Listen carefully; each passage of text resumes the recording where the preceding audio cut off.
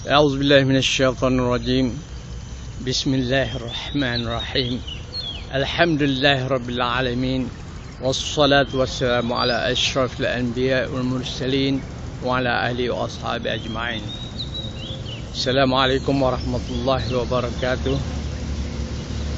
Alhamdulillah, kita bersyukur pada Allah Subhanahu wa taala kerana kita masih diberi peluang untuk hidup di atas muka bumi ini dan menjalani kehidupan dengan arti kata yang sebenarnya, yakni menjalani ujian daripada Allah Subhanahu wa taala.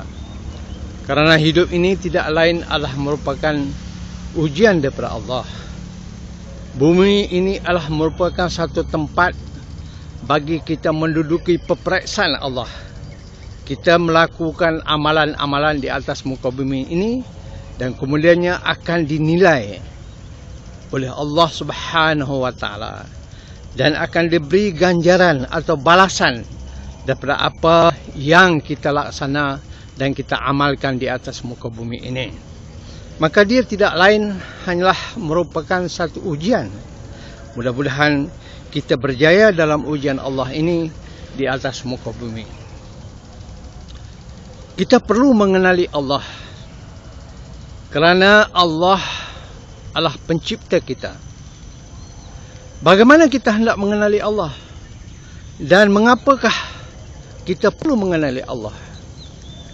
Ini kerana Allah mahu dan Allah sendiri memperkenalkan dirinya dalam banyak tempat.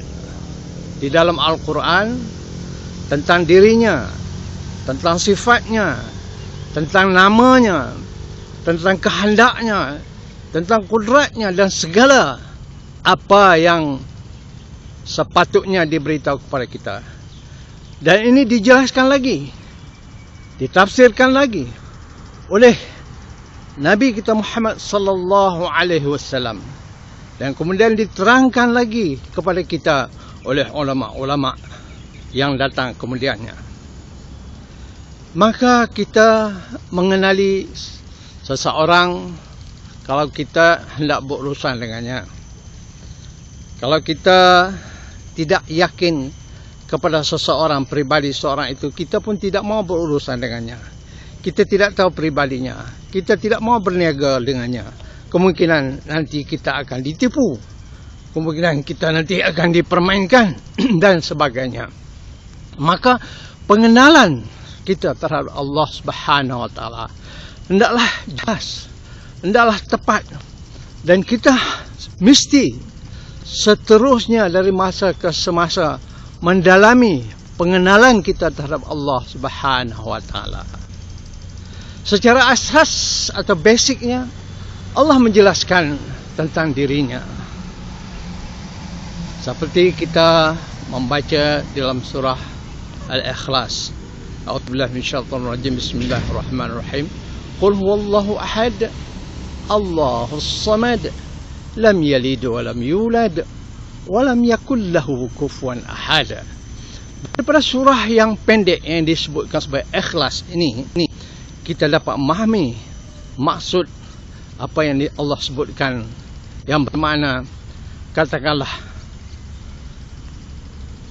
Allah itu adalah ahad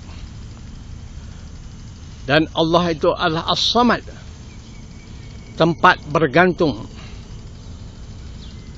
Dia tidak diperanakkan dan dia tidak punya keturunan, mak ayah, dan tidak akan ada sama dengannya, tidak akan ada bandingan persamaan dengan Allah. Ini beberapa sifat yang ringkas dan tepat yang menjelaskan kepada kita tentang siapakah Allah itu. Yang pertama disebutkan tentang dirinya yang tunggal, ahad, wahid, ahad, satu, tunggal. Dan tunggalnya ini memang azali, memang asalnya tunggal. Maknanya dia tidak mempunyai adik-beradik, dia tidak mempunyai gandingan, dan dia bukan dilahirkan oleh ibu atau bapanya. Dan dia juga tidak mempunyai keturunan. Maka jelaslah kepada kita bagaimana konsep Ahad, Tunggal, Esa, Satu yang kita fahami. Begitu mudah.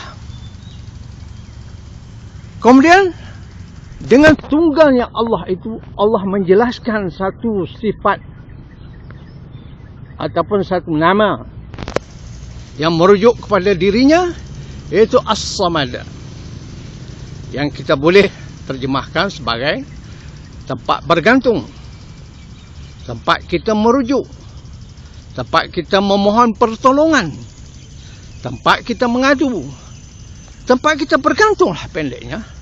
Kalau kita orang yang lemah, bergantung kepada yang kuat. Kepada orang yang bawah, bergantung kepada orang yang atas. Ini mudah kita fahami. Konsep As-Samad itu maknanya kita jangan bergantung kepada makhluknya. Kita hendaklah bergantung pada Allah. Sebab apa? Kerana Allah mempunyai segala-galanya. Kerana Allah itu berkuasa, maha kudrat. Dan Allah itu maha kuat, qawi. Dan Allah itu maha besar, azim, kabir. Kerana itulah memang layak dia sebagai tempat untuk kita bergantung. Jangan bergantung pada dahan yang rapuh. Bergantung kepada satu dahan yang kukuh. Jangan bergantung pada tali yang reput. Bergantunglah kepada tali yang kukuh dan kuat. Maka Allah memperbandingkan ini, bahawa dialah tempat untuk kita bergantung segala-galanya dalam semua urusan. Maka tentang mentafsirkan kekuatan Allah, walam yakul lahu kufuwan ahad, tidak akan ada satu apapun kuasa yang menyamai kuasa Allah. Tidak ada suatu pun kekuatan dan kebesaran yang boleh kita gambarkan di kalangan makhluknya yang boleh menyamai Allah. Tidak mungkin. Walam yakun lahu, tidak mungkin baginya untuk menyamai segala kejadian atau makhluknya. Kita mungkin boleh membuat perbandingan kalau kita melihat, Allah itu melihat. Tetapi penglihatan Allah, laisa kamitslihi syai', tidak akan sama dengan apa yang kita dapat lihat. Kerana penglihatan Allah itu maha sempurna, tidak terhalang oleh apapun sesuatu daripada halangan-halangan. Seperti mana kelemahan kita, penglihatan kita yang terhalang oleh sebab kerosakan biji mata kita, atau dihalang oleh sesuatu benda di hadapan kita, sehingga kita tidak dapat melihat apa yang di belakangnya. Begitulah. Jadi dengan pengenalan awal ini tentang siapakah Allah itu, maka hendaklah kita meyakinkan dalam diri kita bahawa Allah itu tidak ada keturunan. Dia tidak ada anak, dan tidak mungkin dan tidak layak baginya mempunyai anak. Tidak perlu bagi Allah Subhanahu wa taala. Itu maknanya kita mensucikan Allah daripada pemikiran kita, daripada sebarang kelemahan-kelemahan yang mungkin kita terpikir apabila kita cuba membuat perbandingan dengan makhluknya. Kerana itu malah kita sama-sama mensucikan sifat Allah dan menjadikan Allah lah sebenar-benarnya tempat pergantungan kita dalam semua hal. Kepadanya kita merujuk, kepadanya kita berdoa, kepadanya kita mengadu dan segala-galanya. Kerana dialah yang paling berkuasa dan layak memberikan segala apa yang kita minta. Wallahu a'lam bishawab. Assalamualaikum warahmatullahi wabarakatuh.